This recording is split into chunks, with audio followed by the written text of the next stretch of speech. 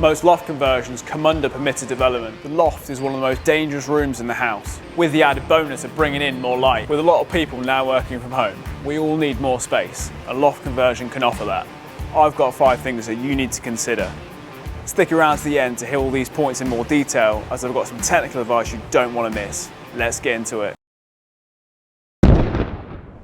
Most loft conversions come under permitted development, so a full planning application isn't necessarily required.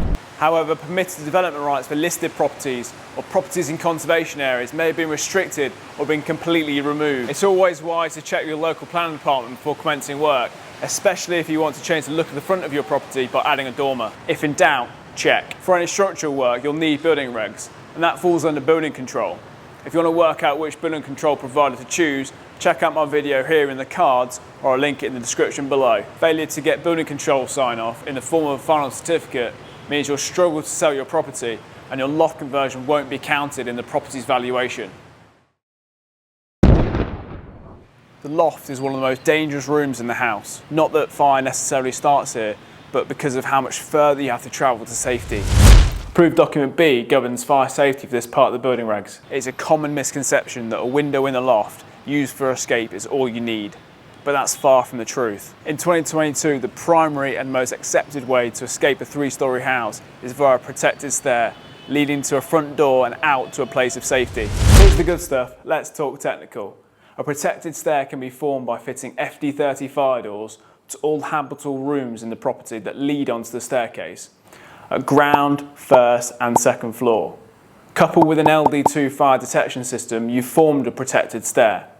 Pause the video now if you need to look at this detail longer. Another method for compliance is to fit an LD1 fire detection system. These are hardwired interlinked smoke detectors to all habitable rooms in the property, meaning you can keep your existing doors so long as they're a minimum FD20 and are well fitting.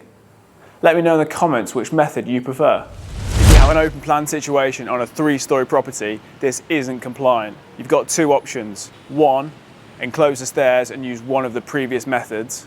Or 2, speak to a fire engineer and get them to design a solution. You should always consult your building control provider to establish what method they'll accept.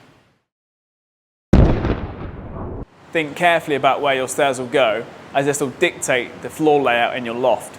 In an ideal world, the stairs should go above the existing staircase to continue that stairwell, and so you don't create an inner room, essentially a room within a room. But your main constraint is headroom when you enter the loft, as this should be 2 meters. Once you're in the loft, the ceiling can be any height you like.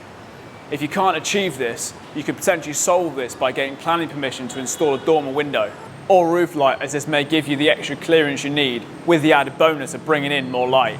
Comment below and let me know where you're going to put your stairs.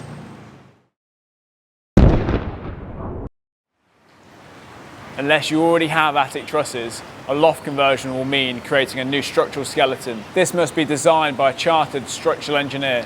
It will typically mean installing steels to support new floor joists and a structural stud wall to support the rafters, as these are often doubled. If you've got detached property, then you don't have to think about your neighbours, but for the rest of us muggles, we'll have some form of party wall separation. Loft conversions often involve alterations to the party wall, which typically happens when installing steel beams. Under the Party Wall Act, it's a legal requirement to notify your neighbour of any party wall alterations.